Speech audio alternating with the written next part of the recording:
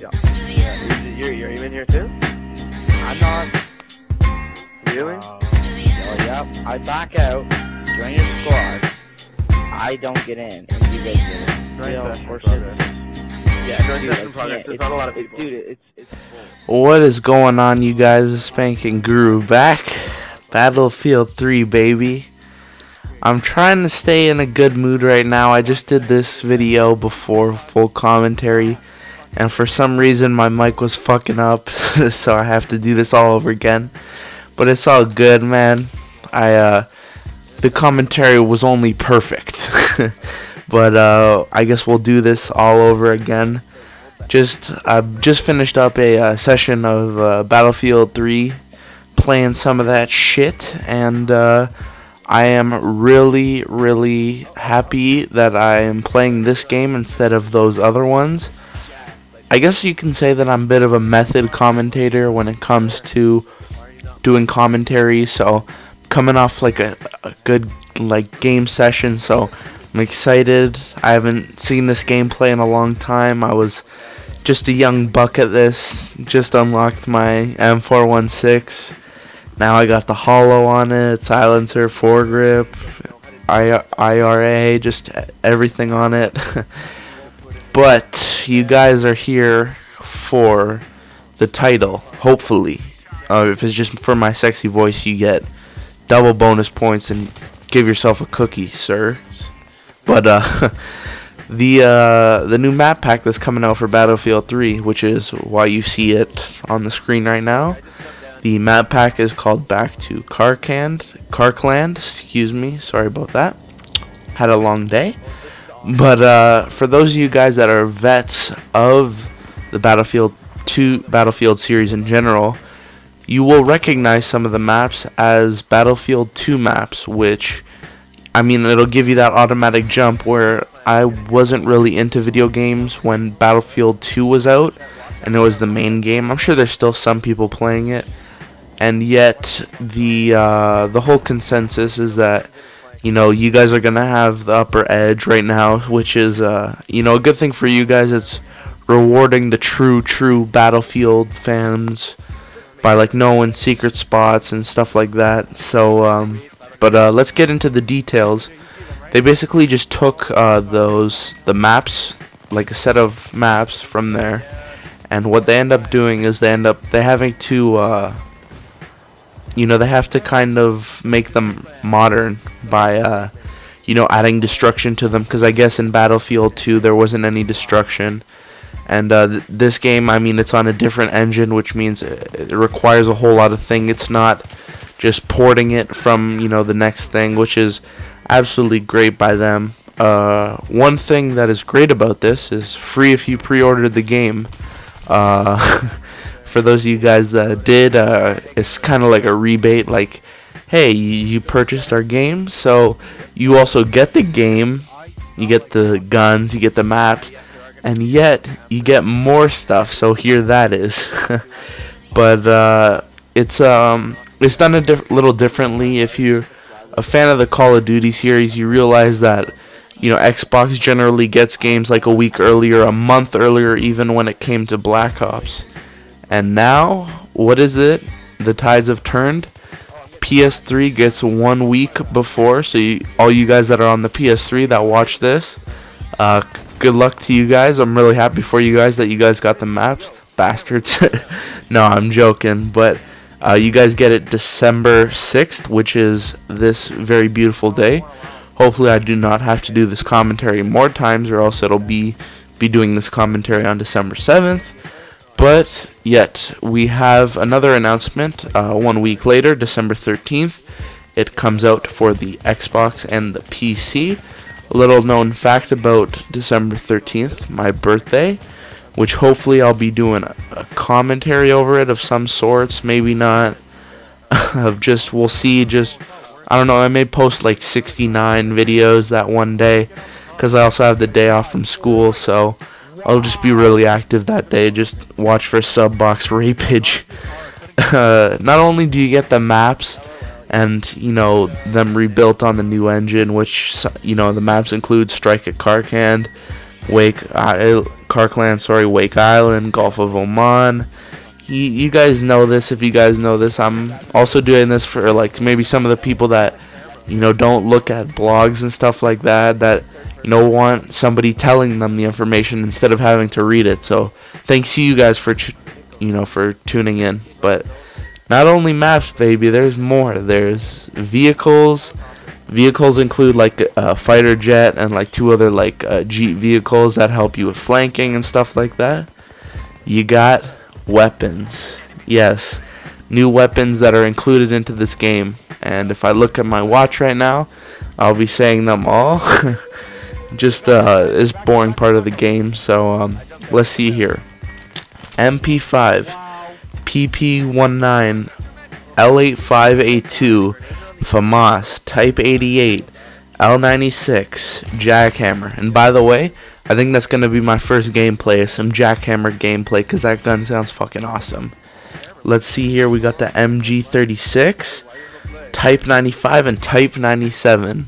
And also, if you guys are a fan of the Call of Duty series, you guys will also notice that some of those guns, they do sound familiar when Call of Duty ended up taking them from Battlefield 2, because all those guns were originally from Battlefield 2, which is was a shock to me.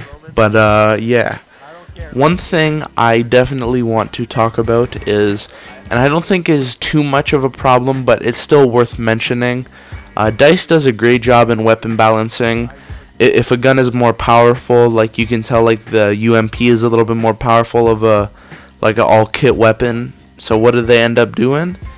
They end up shrinking down the clip size, and for guns that don't do as much damage, they increase the clip size, which just shows like how geniuses, like how much of a genius DICE is, and how much they really care about their game. But one thing that definitely excuse me, I think I have the hiccups, which is the worst thing during a commentary. But one thing you definitely want to avoid is having unfair weapon balance when it comes to purchasing games, like purchasing map packs and stuff like that.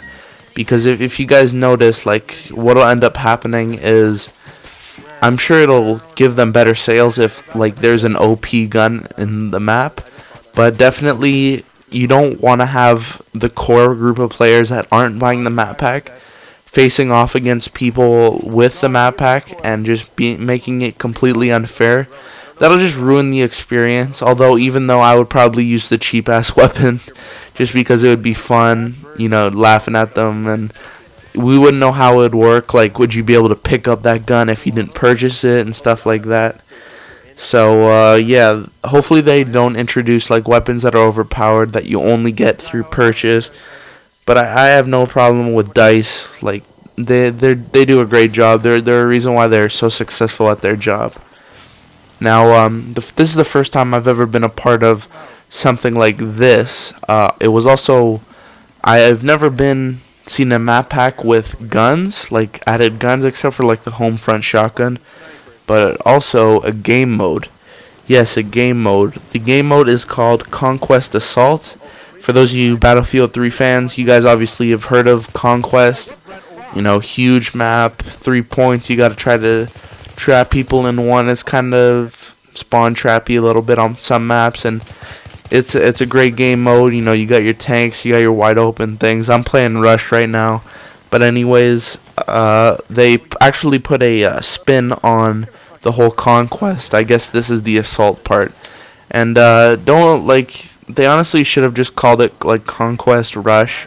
This is all it basically is if you see, I'll explain it, and then I'll explain why I call it Conquest Rush. But so one of the first similarities that brings up why it's Rush, or why it's comparable to Rush, is because it has attackers and defenders. You're going to have people that are defending the capture points. Nothing has been said on how many it is, but we know that in the regular Conquest, it's 3 of them. So that's, a definite possibility of it happening. And the attackers try to capture the flags one at a time, I guess. Or multiple, whatever best strategy it is. If you're running with a squad, you guys can figure out something. One definite thing that I think may cause some problems is both teams have tickets. So those tickets are basically the limited amount of people who can die, like on your team for say when you're attacking. So if a certain amount of people on your team die when you're attacking, then the game obviously ends and defense wins, which is just basically another comparison of why it's basically Conquest Rush. But one thing that definitely scares me that the defense is having, like having tickets, is if you're good enough and the attackers actually end up with more tickets. They start off with more tickets. One thing that definitely scares me is the simple fact that if you have a good enough team and you guys are slayers and you guys just keep on spawn killing them, you know how to work the chopper really good and shit like that. If you keep on killing the the defenders, you never really have to take too many flags, or you don't have to capture too many points. That'll just do it for you. So that's basically why. One thing I was a bit upset about that I definitely thought was going to be in here, which is why I was paying so attention to the first map pack, and is theater mode. One thing I definitely think is a positive thing is that they can add, like a new game mode, new weapons and stuff like that. So it's definitely possible for them to add a theater mode, and I think it's a bit of a fail on their part if they don't recognize the theater mode and how much people have enjoyed, like the theater mode of Halo or the theater mode of Black Ops or something like that. Just those things that really like drive up the game, which would be a really nice add-on for me, because I can do my whole cinematics and make the gameplay even more epic and shit like that, and it wouldn't require, my PVR to run for like 20 minutes and worry if like my screen degrades to like 24. Like if my PVR stays on too long, my screen gets all like fuzzy and it becomes really, really bad quality, like less than 360, like 360, just regular. It's like no 1080. It's just really, really dusty and really, really bad. So I think that'll just give my PVR a break. One thing I definitely think that we have to worry about is if they'll be able to capture the whole entire game, because some of these games, like, they last like 35 minutes, which is just absolutely like heart-wrenching if you do have to buy a theater mode and it has to store the amount of games. So I'm just waiting for it. It's definitely possible with them adding new weapons and stuff like that, which is all really good. It just shows like how much Battlefield really wants to add on to this game and make it the best. I'm just really, really enjoying it. I think this game's like coming to an end. I can't believe I'm talking all through all of this. You see all my squad is spawning on me. They're on their last ticket. Let's see if somebody will get the game-winning kill. They'll do like a 360. YY ladder stall. Oh, wrong game? Oh, okay. But yeah, I end up finishing the game 18-5. Defending, baby. Your team won. This was an early game. You see, like, not too many low levels. Everybody's a high level now. Just wanted to clear the gameplay that's going on. But see the promotion right there, PB 2000. So I'll check you guys later. I'll just leave the stats right after I shut up. So yeah, you guys have a good one. Subscribe if you haven't for some more Battlefield 3 gameplay. I'm gone. That was a good commentary. Hopefully it doesn't scratch out. Peace. Like raring. They didn't have a lot of helicopter maps, but now they're okay.